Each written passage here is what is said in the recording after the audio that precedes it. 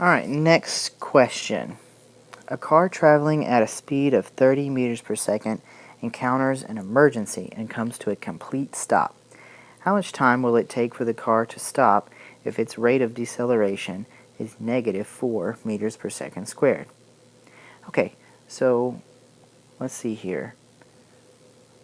You got a car that's traveling along, and it's doing so with an initial speed of 30 meters per second.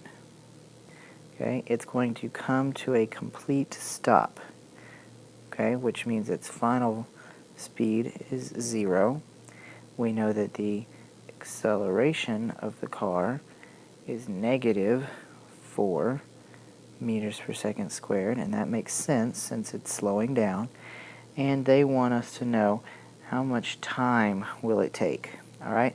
Now remember, we know three things here: the initial velocity, the final velocity, acceleration. There's two things that we could figure out.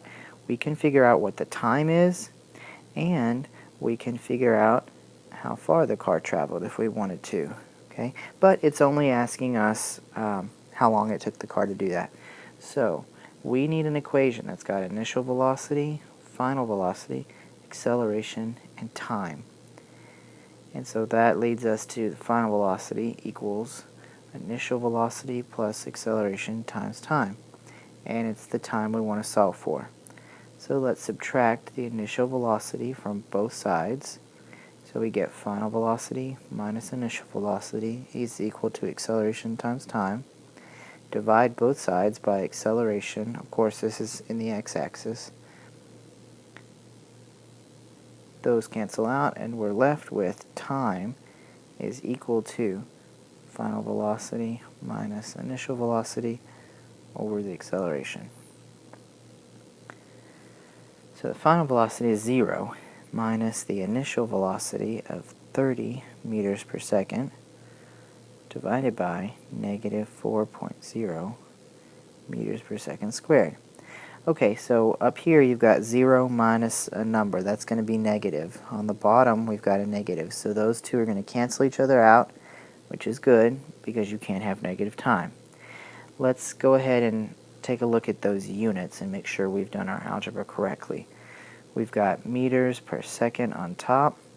You've got meters per second squared on bottom. Let's multiply by the reciprocal of the denominator on top and bottom. This reduces to 1 in here. Those cancel out, and one of these cancels one of those. You're left with seconds over 1, which is the same thing as seconds, and that's the correct unit for time. So we've set that algebra up correctly. So now all we have to do is plug in the calculator. So I get that time is equal to 7.5 seconds. Let's check our sig figs. We've got 3 sig figs there, we've got 2 here. So we have to choose the one with the least number, and fortunately that's already got 2 sig figs. So we've done a good job. We figured out what the time is on that one. Alright, you could go on and figure out what the displacement is, because now you've got 4 UAM variables figured out. So you have a couple of equations that you could use to find that. You've got, let's write it down. You've got the displacement is equal to initial velocity times time plus 1/2 the acceleration times time squared. Or you've got final velocity squared equals initial velocity squared plus 2 times the acceleration times the displacement. You could use either of those to figure it out. You could have done this one to begin with if you didn't know time, but now that you know time, you could just plug that in, and since this one's already set up for it, that's the one I would probably do. Let's do it just for fun. So we've got 30 meters per second times our 7.5 seconds plus 1/2 of our acceleration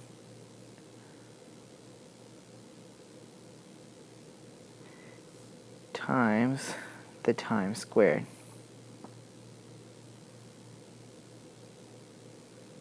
Alright, so we're just going to square our time first, and we're going to get 56.25 seconds squared, because you do everything inside your parentheses. Okay, half of negative 4 is going to be negative 2. And then 30 times 7.5 gives us 225. And then one of those cancels that, so meters. Alright, so delta x equals 225 meters. Now we're going to take our negative 2 and multiply that by the 56.25, and we're going to come up with negative 112.5. This second squared in the numerator cancels that one in the denominator, so you get meters. So we're going to take 225 and subtract 112.5, and we're going to get 112.5 meters.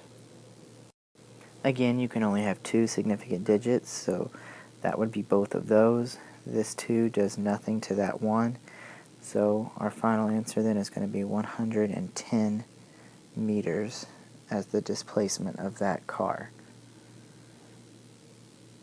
Alright, so hopefully with these practice questions you've seen some of our methods on how we're going to use it. You list the stuff you know. Make sure that you know 3 things and then you can solve for the other 2. Sometimes you need one of them to plug into another one. Sometimes you have to break the motion up into multiple parts, and if you have to do that, then you need to label what the initial position is and the final position of the object for each piece of the motion that you're going to be talking about. And then once you've done that, you need to list what you know about just that section of motion. And if you don't know at least 3 things about that section of motion, move on to a different section and try to figure out something that's true for one of the sections that you only have 2 pieces of information for. Alright, hopefully this was helpful, and thank you for learning with me. I'll see you next time.